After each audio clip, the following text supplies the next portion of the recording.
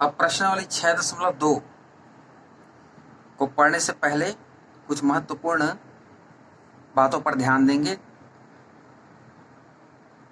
एक तो है तिर्यक रेखा।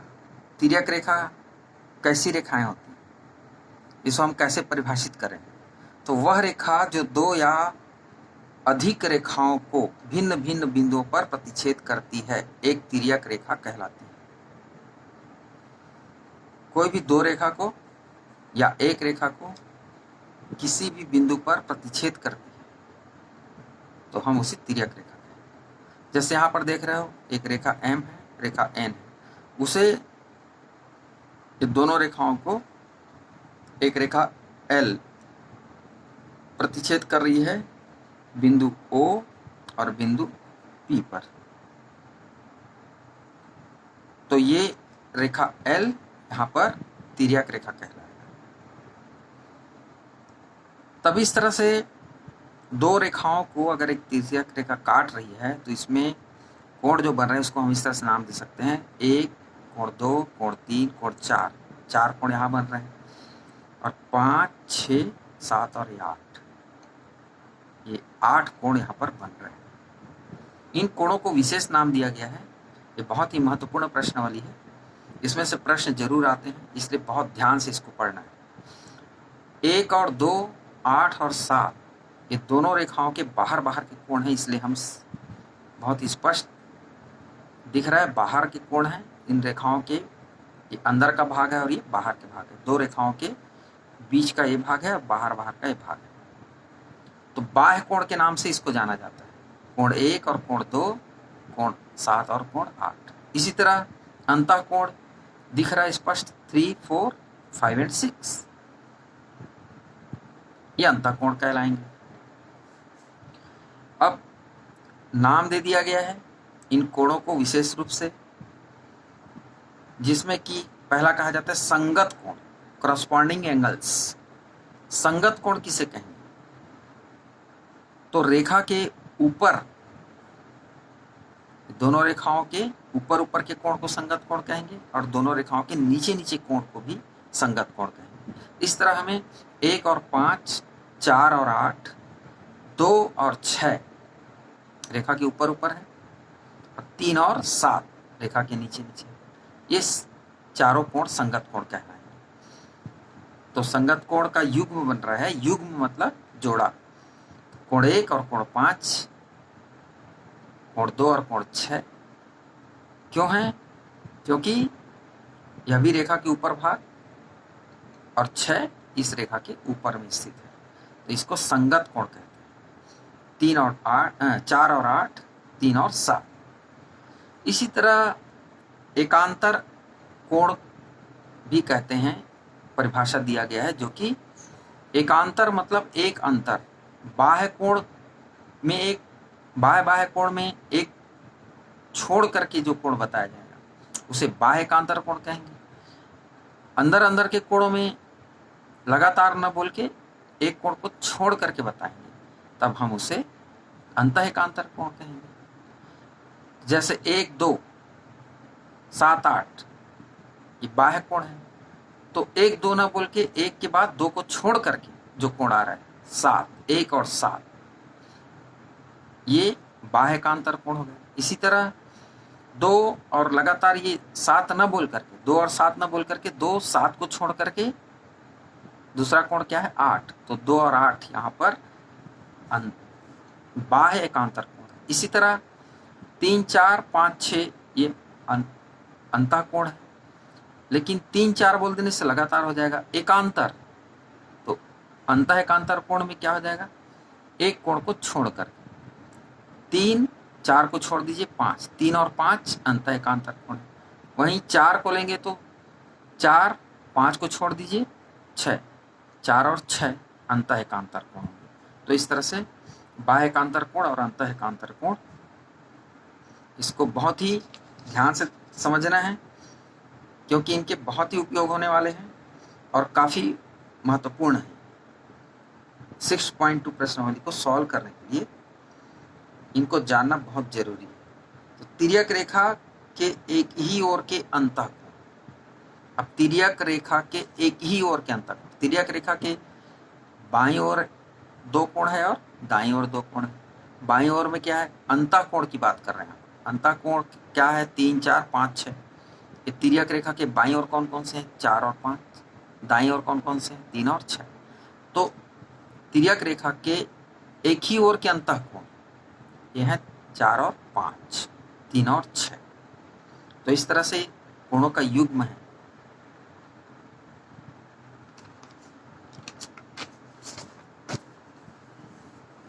अब अभिग्रहित 6.3 पेज 120 में जो दिया गया बहुत ही महत्वपूर्ण है। यदि एक तिर्यक रेखा 2 समांतर रेखाओं को प्रतिच्छेद करे तो संगत कोण का प्रत्येक युग्म बराबर होती है। अब दे दिया गया हमको समांतर कोण दे दिया है और एक प्रतिच्छेदी रेखा दे दिया है। 2 रेखाएं L और M समानांतर हैं, ये दिया हुआ है, और एक प्रतिच्छेदी रेखा दे दिया है N। तो कहता है कि एकांतर कोण के प्रत्येक युग्म, संगत कोण का प्रत्येक युग्म। संगत कोण किसे कहते हैं, रेखा के ऊपर ऊपर के कोण एक ही तरफ होना चाहिए। तिर्यक रेखा के ऊपर ऊपर के कोण या नीचे नीचे के कोण 1, 5, 4, 8। इसी तरह दाएं साइड लेंगे तो 2, 6, 3, 7, 2, 6, 3, 7। तो ये सभी कोण जो हैं संगत कोण के प्रत्येक युग्म बराबर होते हैं, ये हमको सिद्ध करना है। तो अभिग्रहित सिद्ध करने के लिए नहीं आता है, आता है प्रमेय। तो इसे हमें जान लेना है। अगर 2 रेखाएं समानांतर है और उसको कोई तिर्यक रेखा काट रही है तो उसके संगत कोण बराबर होते हैं। तो संगत कोण किस रूप में रहता है, युग्म के रूप में। संगत कोण के युग्म बराबर होते हैं 1, 5, 4, 8, 2, 6 और कोण 3, 7, ये आपस में बराबर होते हैं। तो इस बहुत ही महत्वपूर्ण अभिग्रहित है ये। इसको हम इस तरह से भी समझ सकते हैं, संगत कोणों के युग्म बराबर होते हैं यदि एक तिर्यक प्रतिच्छेदी रेखा 2 समांतर रेखाओं को प्रतिच्छेद करती है। अब समांतर रेखा है कि नहीं ये सिद्ध करने के लिए अगर आता है तो एक ध्यान ये रखना है कि हम संगत कोणों को बराबर बता दें, कोई भी एक संगत कोण के युग्म को बराबर बता दें तो वो 2 रेखाएं आपस में समानांतर होंगी, ये सिद्ध हो जाता है। इसका हम आगे उपयोग करेंगे। 6.2 का प्रमेय इस तरह से है कि यदि एक तिर्यक रेखा 2 समांतर रेखाओं को प्रतिच्छेद करे तो एकांतर अंतः कोणों का प्रत्येक युग्म बराबर होता है। एकांतर अंतः कोणों का प्रत्येक युग्म। तो पहले तो अंतः कोण क्या है वो देख लीजिए। 1, 2, 3, 4 ले लीजिए। 2 समांतर रेखाएं दे रखी हैं, इसको एक तिर्यक प्रतिच्छेदी रेखा L बिंदु M और N पर प्रतिच्छेद कर रही है। तो दिया है AB parallel to CD, AB समानांतर है CD के, AB समानांतर है CD। L एक तिर्यक रेखा है जो इसे क्रमशः M तथा N बिंदु पर प्रतिच्छेद करती है। सिद्ध करना है कोण 1 बराबर कोण 3 अंतः एकांतर कोण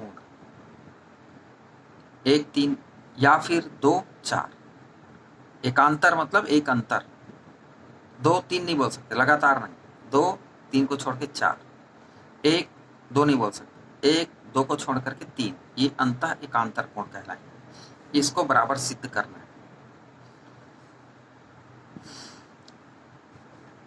तो 1 बराबर 3 तथा 2 बराबर 4 ये हमको सिद्ध करना होगा। उपपत्ति बहुत ही आसानी से इसको हम सिद्ध कर सकते हैं। कोण 1 बराबर कोण 5, कोण 1 और कोण 5, इसको कोण 5 लेंगे तो कोण 1 और कोण 5 बराबर होंगे। शीर्षाभिमुख कोण बन रहा है, प्रतिच्छेद करी 2 रेखाएं एक दूसरे को, तो ये शीर्षाभिमुख कोण आपस में बराबर होते हैं, हमको पता है।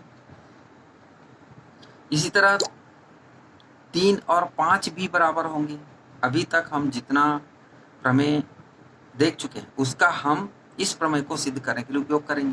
तो समांतर रेखाएं होती हैं और कोई एक तिर्यक रेखा प्रतिच्छेद करती है तो हमने बताया था कि संगत कोण बराबर होते हैं। यहाँ पर 3 और 5 संगत कोण है, तो ये बराबर होंगे।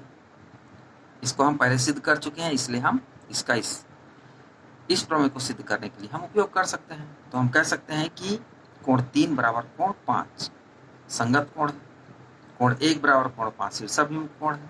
तो इसको समीकरण 1 और समीकरण 2 देंगे। तो समीकरण 1 और समीकरण 2 से हम देख रहे हैं कि कोण 1 के बराबर ही 5 कोण है और कोण 3 के बराबर भी कोण 5 है।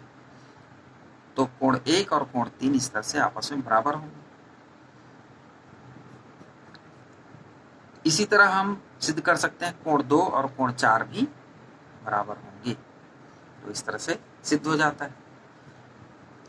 प्रमेय 6.3 इस प्रश्नावली 6.2 के लिए काफी उपयोगी है, इसका भी हम उपयोग करेंगे।